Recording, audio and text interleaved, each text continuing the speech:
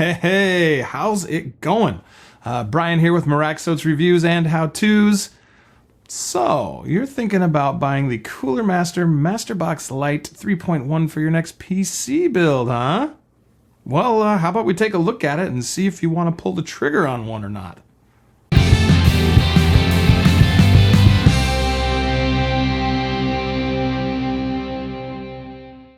Generally speaking, case review videos are kind of boring in my opinion, so I'm going to try to embarrass myself a little bit in this video in hopes of making it a little more entertaining for you to watch.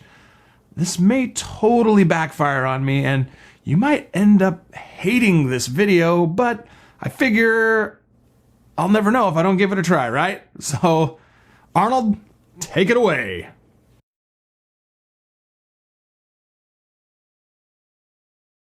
Thank you, Brian. Thank you for inviting me here today.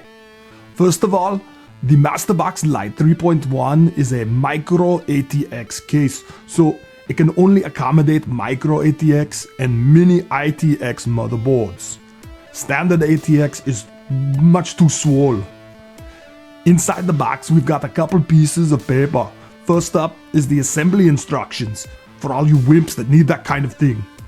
And then there's also the warranty information card. The case comes in a plastic trash bag, so if you hate it, you can instantly throw it in the garbage. This will of course void your warranty though. This case comes in two different versions. There's one with a tempered glass side panel window, but Brian is a poor girly man and purchased the much less desirable acrylic side panel window version. Now for the overview of the exterior features, I'm going to hand it back over to Brian. Thanks, Arnold. Let's hear it for the Governor, huh? Call me that again and I'm going to punch you in the throat. Whoa, okay then. So on the front of the case, we have our usual array of front panel I/O. Starting on the left, we have the reset button, followed by a set of 1/8 inch headphone and microphone jacks. In the center is our power button. And as we move to the right, we have a single USB 3.0 port, a single USB 2.0 port, and finally on the far right is the hard drive activity LED. In front of all our I/O is the top air intake grill, and on the bottom of the front panel is the other air intake grill. These grills have dust filters built into them, and if your build isn't conducive necessarily to a black and red color theme, you'll be happy to know that included with the case are also black and white versions of these pieces, which you can swap in to better match your build. To swap the different colored intake grills and install the front case fans, you'll of course need to remove the front panel. It is pretty easily removed by giving it a nice firm tug like so. On the back of the case, we have all the usual affair: a cutout for our I/O shield, a 120mm exhaust fan. This is the only fan that comes pre-installed in the case, by the way. The pair of front fans you see in this video are ones that I actually purchased separately. There are 4 expansion slot covers here for graphics cards and other stuff. And last but not least is the cutout for our power supply. The side panel window is held on by 4 of these little thumb screws here, which remove just as you'd expect them to.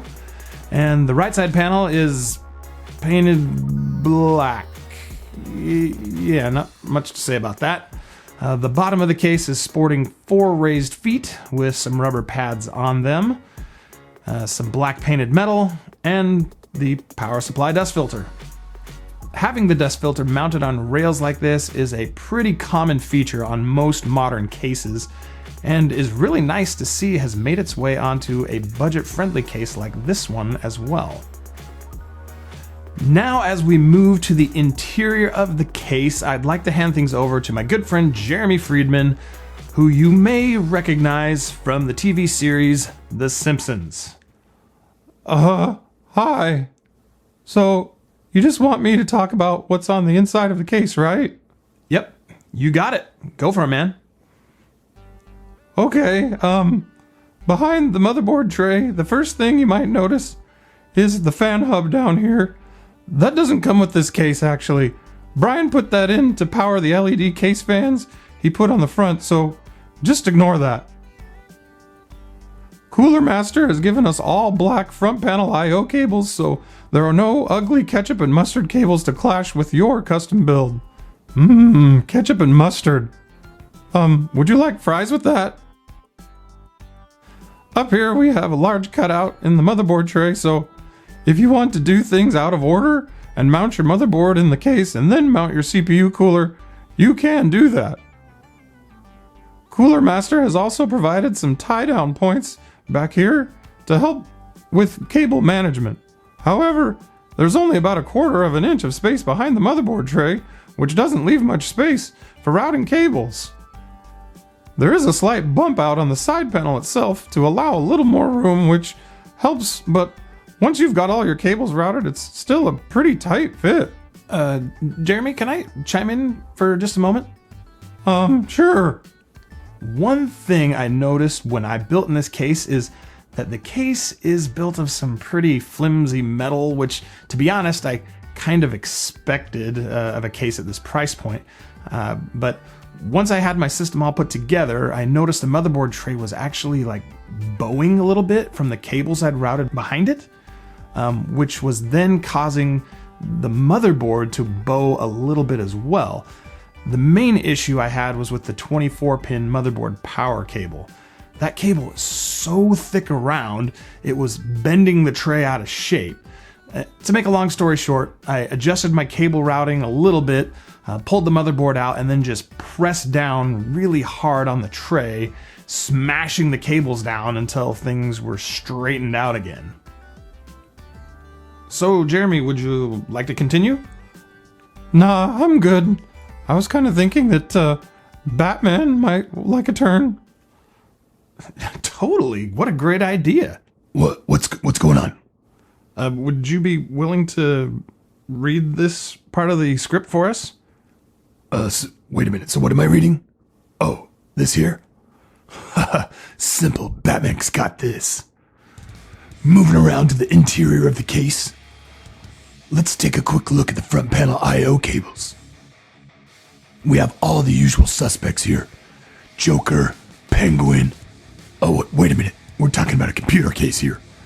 We've got a HD audio connector for the front panel headphone and microphone jack. The power and reset button and hard drive LED connectors. USB 2.0 and USB 3. On the front of the case, Brian installed two 120mm LED case fans. But if you're into water cooling, you should easily be able to fit a 240mm radiator here instead. Down here is the hard drive cage, and unlike the Bat Cave, it is completely removable. There are 2 screws on the back of the case, and 4 on the bottom, and you can get that thing out of there if you want. On the top of the hard drive tray is the SSD mount. You insert the little prongs into the mounting holes on your drive, lay it down, and then screw it into the front mounts as usual. Moving toward the rear of the case, we have our PSU space area thing, where we have 4 rubber pad thingies to help minimize vibration noise from your power supply, and beneath it we have our removable dust filter. Rounding out the interior tour of our case is the pre-installed 120mm exhaust fan, motherboard I/O cutout, and our 4 PCI Express expansion slots. And that, my friends, wraps up our overview of the Cooler Master MasterBox Lite 3.1 Micro ATX case. Before moving into my final thoughts, I want to thank all of my special guests for their help making this video.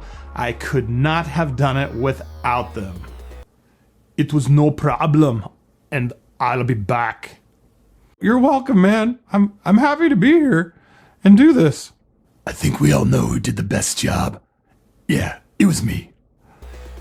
In my opinion, this case is a solid budget option if you're looking to build a gaming system. Nowadays, I feel that standard ATX chassis aren't really necessary even for a high-end gaming system. The Micro ATX form factor packs in everything that you really need into a nice small footprint. When it comes to aesthetics, I feel this case has it all. The ability to change out the accent pieces to better match your build is very cool.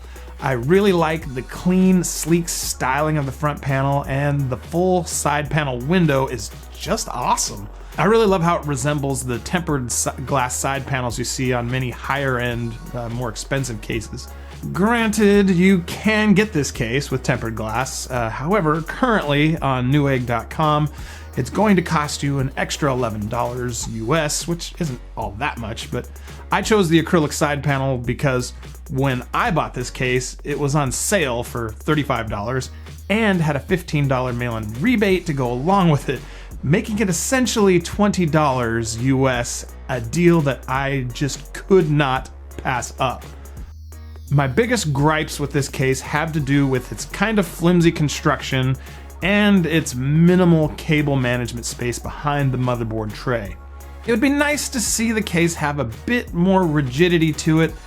However, at this price point, you have to expect corners to be cut somewhere. Behind the motherboard tray, I would like to see more like a ½ an inch of space behind the tray rather than the ½ inch that they had to allow for the thickness of most 24-pin power cables. Outside those two things, I think for a case at this price point, you're getting a pretty good deal, especially if you can find it on sale and with a rebate like I did. In my opinion, it's a solid 4 out of 5 stars, and if you're interested in purchasing a MasterBox Lite 3.1 of your own, and would also like to help support my channel at the same time, I have placed the link to my Amazon store in the video description where you can find it. Now it's time for me to say thank you for watching the video. I appreciate you tuning in. Please subscribe to my channel if you've enjoyed the video, give that like button a click, and share it with your friends. Who knows, they might enjoy it too. If you have additional questions about the case or have something on your mind you'd like to put out into the ether, the comment section below is right there waiting for you. It's been fun to hang out with you for a little bit today. I hope you have a great day, and yeah, until next time.